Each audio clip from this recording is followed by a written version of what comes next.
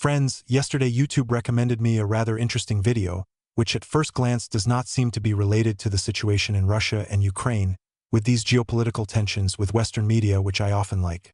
But to some extent, it still somehow resonates. This video turned out to be more related to the topic of propaganda that is actively spread by bad media. They say that Russia is completely isolated, that everyone is fleeing the country, that foreigners are not going to Russia at all, especially at a time like this. Well, how can, for example, foreigners go to Russia not as tourists but for a long time? This is also being discussed by the Western media all the time. And yesterday I was watching this video and what do I see? A Canadian family with many children, 8 children, a husband and wife, moved from Canada. And do you know where? Not to Moscow or St. Petersburg, but to Nizhny Novgorod. Yes, you heard right, to Nizhny Novgorod. Why did they move there? When I was shocked, I found out that they wanted to become farmers there, and I was pleasantly surprised. Anyway, let's see what they tell us. I listened to the head of the family. He shares his experiences, adventures, and tells me that he is being asked questions by his Western acquaintances and subscribers on the channel, who are simply shocked by this decision. He talks about what he thinks about Russia and so on. His Western friends cannot understand how they could make such a decision at such a time. So let's hear what the head of a Canadian extended family, who now lives in Nizhny Novgorod, has to say. Next will be his words, which I have translated especially for you. Friends are listening. Why are we in Nizhny Novgorod? We don't plan to live right in the city itself. We came to this region because the local government offered us an immigration quota. In fact, if you are a foreigner, especially if you are from Canada, it is quite difficult to come to Russia. You need to have a reason. Either someone invited you or an immigration quota or some other reasons for temporary or permanent residence, and then perhaps for obtaining citizenship. It's all quite difficult and there are many different ways, but we, in fact, chose this one. The Nizhny Novgorod government has given us this quota, and that's why we're here. We do not plan to stay in the city itself. We want to move to the region. We plan to rent land and open a farming business. We want to build a farm and even create new jobs. We want to become full-fledged members of Russian society. That's our plan for the future, and we're thinking about it for ourselves and for our children. Many people ask questions, mostly Westerners who can't understand why we brought the children here. Some people asked, why did you take your children all over the world? One even said that we probably weren't religious people if we could treat our children that way. Some people wonder how we could bring children to such a hostile country. Well, let's ask the children. They will tell us why we brought them here. I asked the children, well, guys, how are you doing here? And they say, we like it here. We wanted to come here ourselves. Yes, of course, it was a difficult path. It wasn't easy. We went through a difficult path. And at the beginning, we went to Georgia. I even thought maybe we would stay in Georgia. But they said, no, we don't want to stay in Georgia. Why did they decide to come here? Because it's like home here, because the climate is familiar to us. Everything is as we used to. Even the buildings are similar, and according to the possibilities that we studied with the children, we see much more prospects here. Am I crazy? No, I don't think so. It all depends on what standards to evaluate it by. Am I a believer? Yes, I am a believer, and for me God should be in the first place in life. This is one of the reasons why we moved to Russia. In Canada, we did not see a clear future for ourselves as a family adhering to traditional Christian values. New movements, new ideologies, pressure on children in schools. All this has become a difficult test for us, especially in Canada, where the education system implements rather strange ideologies. We wanted to choose a country where traditional Christian values are preserved and where the future is still connected with them. In addition, the economic situation in Canada was becoming increasingly difficult. The average Canadian is overburdened with debt, needing to borrow every year to pay bills and loans. We weren't poor, but we weren't rich either. We had a farm and we lived more or less normally. But for children, the opportunity to become farmers in Canada is now almost impossible due to high costs and low profits. The situation is different here in Russia. We see that there is land, and the local authorities want people to come and become farmers. We decided that this is an ideal place for us, where traditional Christian values and economic opportunities can coincide. We do not belong to any particular church. but we are open to studying Orthodoxy. While we are here in Nizhny Novgorod, we have already talked with Father Joseph Gleason, an Orthodox priest from America, and discussed Orthodoxy with him. We plan to study this faith more and perhaps go to other churches. But in general, we are just traditional Christians, and in Russia we see many opportunities to create a future. We are still in Nizhny Novgorod, but in the spring we plan to move to the region, buy land and start a farming business. We dream of becoming a part of the local society and putting down roots in this country. We have already bought something at the pharmacy, and we are often asked how we communicate using Google Translator. It really helps, although it wasn't easy at the first stage, especially with the language. But technology today allows us to overcome the language barrier, and local people are very open and willing to help. Despite some difficulties, we are glad that we took this step, and every day we get used to a new life. Many people gave really useful advice about life in Russia, especially about cheap prices in different places. But it's worth considering that for us, as people accustomed to life in Canada, a lot of things turned out to be new and unusual. For example, public transport. We had never used a taxi or bus in Canada. We had our own car and we went wherever we wanted.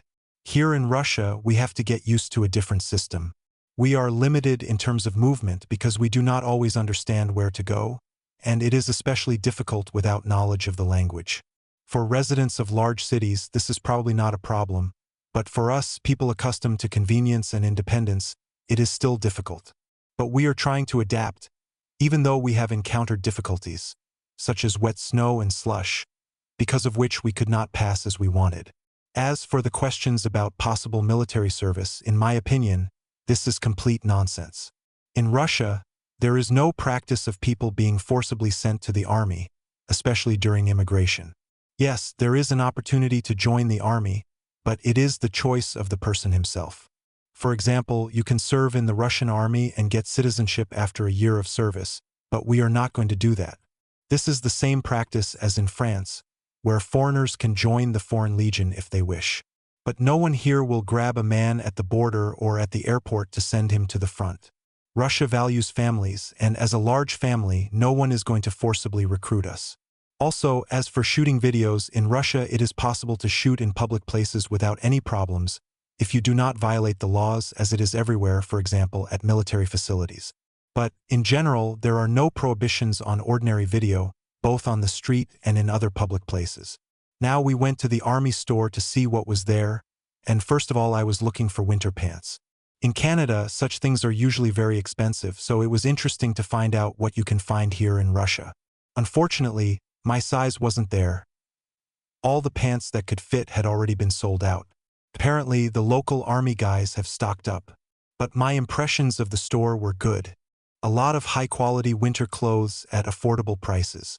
For example, winter overalls are 3 times cheaper here than in Canada. I will definitely come back in the summer to buy something necessary. In the meantime, it remains to solve the problem of mobility, because it is more difficult to move without a car. We are considering options.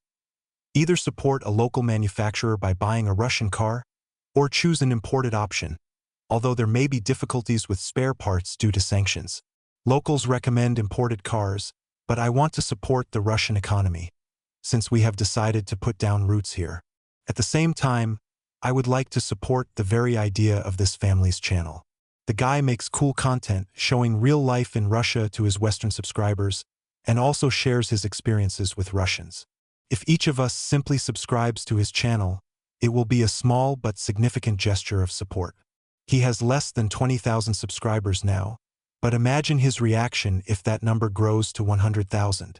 It's just a click for us, but it's a real support for him and his family.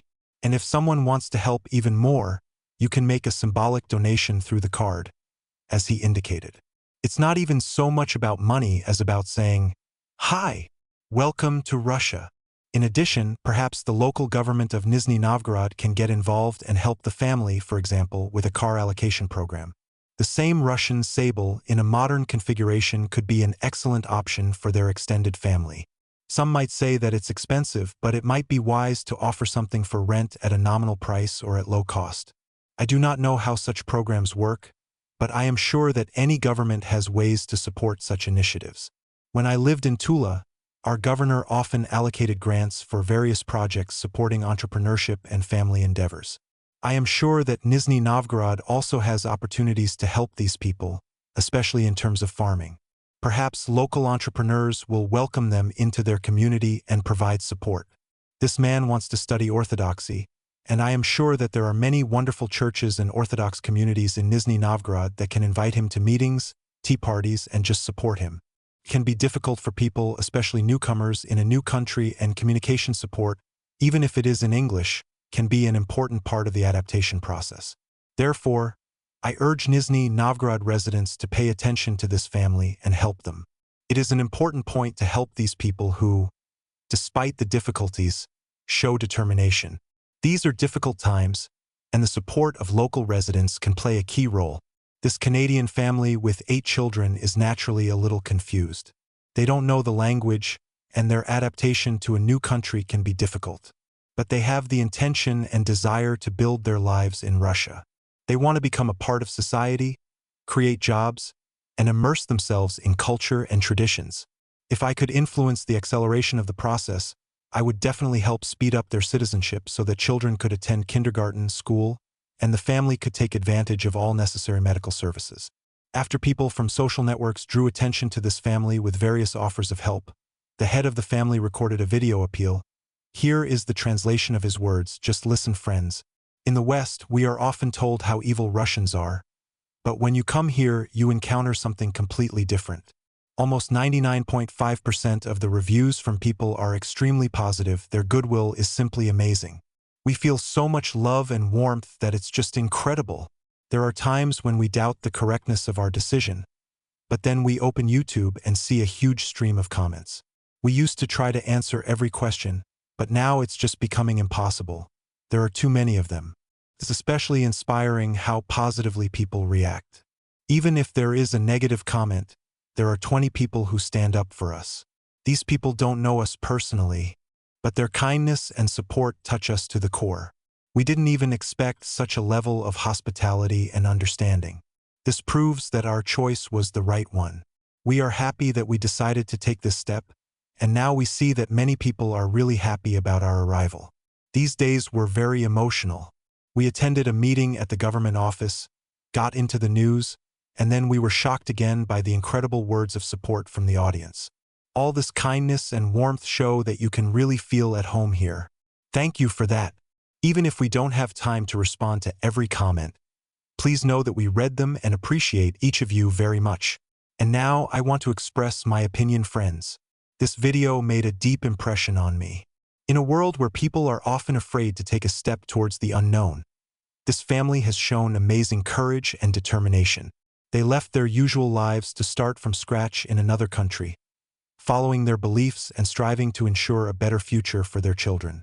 This is an incredible example of how faith and family can become a powerful engine for overcoming any difficulties. I would like to express my deep gratitude to the author for his honesty and openness in the video. Nowadays, it is important that such stories be heard, stories that show not only the joys, but also the difficulties that people have to face in the process of adaptation. This video feels like the real truth of life, which makes it especially valuable. Thanks to such sincere stories, many are beginning to look at their country in a new way, as well as at those who are ready to become a part of it. Your act is the act of a real man who takes responsibility for his family and is not afraid to face difficulties. The decision to move to a foreign country, to cope with language barriers, climate, cultural differences, all this requires incredible courage. You and your family deserve respect and support. Thank you for your example and for sharing this experience with the world. Welcome to Russia, dear Canadians. May your journey be successful and Nizhny Novgorod become your new home. Thank you for your attention, friends, and I wish you good health. See you.